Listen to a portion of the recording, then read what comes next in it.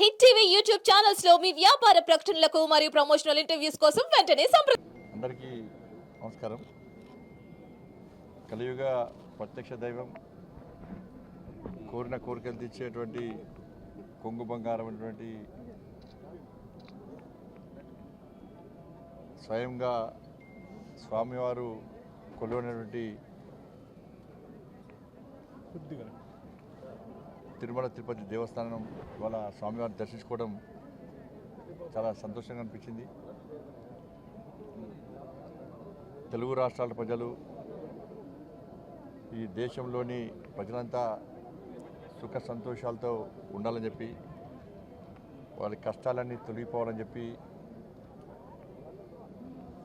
అదేవిధంగా ఈ దేశాన్ని అభివృద్ధి బాటలో నడిపిస్తూ నిత్యం పేద ప్రజల గురించి ఆలోచిస్తూ ఒక శక్తివంతమైన భారతదేశ నిర్మాణం కోసం తల్లి భారతమాతను విశ్వగురు స్థానంలో ప్రతిష్ఠించాలని చెప్పి ఏకైక లక్ష్యంతో, ఒక దృఢ సంకల్పంతో ముందుకొస్తున్న ఆ నరేంద్ర మోడీ గారికి ఆ స్వామివారు ఆశీర్వాదాలు అందించాలని చెప్పి, నరేంద్ర మోడీ గారిని కాపాడాలని చెప్పి, ఈ దేశంలో కాపాడాలని చెప్పి స్వామివారిని వేడుకోవడం జరిగింది. మాలాంటి కార్యకర్తలం అందరం కూడా ఈరోజు ఈ స్థాయికి వచ్చినామంటే ఆ స్వామివారు పెట్టిన భిక్షనే. అలా నిజంగా ఏడుకొండలవాడు కేవలం 7 కొండలకే పరిమితం కాకుండా ప్రపంచవ్యాప్తంగా వ్యాప్తించినటువంటి దేవదేవాదుడు ఆ శ్రీ వెంకటేశ్వర స్వామి. కాబట్టి అటువంటి స్వామివారిని దర్శించుకోవడం చాలా సంతోషం. ఇక్కడ చూస్తుంటే మనం మన ఇప్పుడు ప్రశాంతమైన వాతావరణం ఉంది. ఒక భక్తియుత ధార్మిక వాతావరణంలో నిర్వహణ కొనసాగుతున్నది. మనం మొన్నటి వరకు చూసినాం. మనం దేవుణ్ణి నమ్మని వాళ్ళు, ధర్మం గురించి ఆలోచించని వారు, పేరుకు నామాలు పెట్టి స్వామివారి ఆస్తులకు పంగనామాలు పెట్టేటువంటి ఆ నయవంచకులు పోయి నిత్యం వెంకటేశ్వర నామస్మరణతో ఆ స్వామివారికి సేవ చేసేటువంటి సేవకుల రాజ్యం వచ్చింది. వాళ్ళు ఇవాళ రాజకీయ నిరుద్యోగులకు పునరావాస కేంద్రంగా, పదవుల కోసం ఇన్ని రోజులుగా ఈ టీటీడీని వాడుకునే ప్రయత్నం చాలామంది చేశారు. నేను చాలా సందర్భాల్లో చెప్పినాను, మేము ఎవరు కూడా ఏ మతానికి వ్యతిరేకం కాదు, ఏ వ్యక్తులకు వ్యతిరేకం కాదు, ఏ మతానికి కించపరిచే వ్యక్తులం కాదు.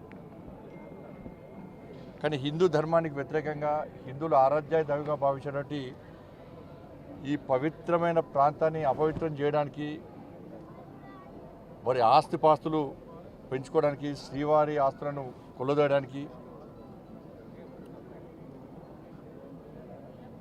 ఇతర మతస్థులకు అధికారం అప్పచెప్పడం వలన ఎలాంటి అనర్థాలు జరిగినో మనందరికీ తెలిసిందే. అందుకే 2 కొండలవాడ గోవింద గోవింద అనేటువంటి వ్యక్తులు వేరు. ఆ అరాచక నయవంచక పాలన పీడ విరగడైంది. వాళ్ళు 7 కొండలవాడ వెంకటరమణ గోవింద గోవింద అనేటువంటి సేవకులు ఎవరు వచ్చారు. వాళ్ళు ఏం చేసారు? వాళ్ళు ఇన్ని రోజులుగా స్వామివారికి సేవ చేయడం ముఖ్యం కాదు వాళ్ళకు.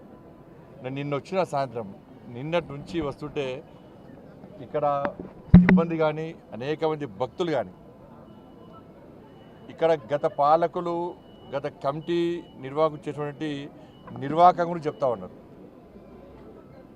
అక్రమ దందా, లంగదందా, లఫంగదందా, దొంగదందాలు చేసి వాళ్ళ స్వామివారి ఆస్తిని, జాతీయ సంపదను కొల్లగొట్టే ప్రయత్నం చేశారు. వాళ్ళ ఎర్రచందనం, వీళ్ళంతా వీరప్పన్ వారసులు. అంతా కూడా వీరప్పన్ వారసుల చేతిలో మొన్నటి వరకు కూడా టీటీడీ ఉండే. స్వామివారి పవర్ ఎంతో తెలుసు, స్వామివారి శక్తి ఎంతో తెలుసు. సరే 10 సంవత్సరాలు వాళ్ళు ఆడిందే ఆట, పాడిందే పాట కావచ్చు. ఇవాళ ఏమైంది పరిస్థితి? స్వామివారి జోలు పోతే ఏమైంది పరిస్థితి? బట్ ఎర్రచందనం పేరుతోని దొంగదందా చేస్తూ వేల కోట్ల రూపాయల స్వామివారి ఆస్తిని, జాతీయ సంపదను దోచుకుంటూ వాళ్ళే ఇవాళ రాజకీయాలను శాసించే స్థాయికి వచ్చారు. రాజకీయ నాయకులను వాళ్ళ గుప్పిట్లో పెట్టుకొని ఎన్నికల్లో గెలవాలన్నా, ఎన్నికల్లో ఖర్చు పెట్టాలన్నా పార్టీలు నడవాలన్నా చివరకు ప్రభుత్వాన్ని కూడా అప్పులు ఇచ్చే స్థాయికి వచ్చినంటే ఇంతకన్నా దుర్మార్గం ఇంత కూడా సిగ్గుచేటి కూడా కాదన్న విషయాన్ని మనం గుర్తుంచుకోవాలి. తప్పకుండా దీన్ని వదిలిపెట్టే ప్రసక్తి లేదు. గతంలో విషయంలో చంద్రబాబు నాయుడు గారు మాట్లాడారు, పవన్ కళ్యాణ్ గారు మాట్లాడారు, మా భానుప్రకాష్ గారు మిశ్రా వీళ్ళందరూ కూడా ఈ విషయంలో చాలా సందర్భాల్లో ఫైట్ చేశారు. కానీ వాళ్ళ ఆలోచన ఏంది, ఉన్నన్ని రోజులు ఈ ఎర్రచందనం పేరుతో మొత్తం దోచుకోవాలి, శ్రీవారి సమాధానం దోచుకోవాలి, మేము కోటీశ్వరుగా మారాలని చెప్పి ఒక దురాలోచనతో వాళ్ళు ఇన్ని రోజులు ఇక్కడ నిత్యం పాలన కొనసాగించారు. కాబట్టి దాన్ని వదిలిపెట్టే ప్రసక్తి లేదు. పూర్తిగా ఈ విషయాన్ని మా కేంద్ర హోంశాఖ మంత్రులు అమిత్ షా గారి దృష్టికి తీసుకొస్తాం. తప్పకుండా దీన్ని నివేదికలు తెప్పించుకుంటాం. ఎర్రచందనం స్మగ్లింగ్ పేరుతోని స్వామివారి సంపదను, జాతీయ సంపదను ఎవరైతే దోచుకున్నారో, అక్రమ దందా చేశారో ఆ మూర్ఖులను వదిలిపెట్టే ప్రసక్తి లేదు. మా మీద ఏ రాజకీయ ఒత్తిడి ఉండదు. రాజకీయ ఒత్తిడిలకు భయపడేటువంటి వ్యక్తులం కాదు. మేము ప్రజా సంపదను, శ్రీవారి సంపదను, జాతీయ సంపదను కాపాడే వ్యక్తులం. ఇన్ని రోజులు మీరు ఆడింది ఆడపాడు, ఇక్కడి నుంచి జరిగే ప్రసక్తి లేదు, వాళ్ళని వదిలిపెట్టే ప్రసక్తి లేదు.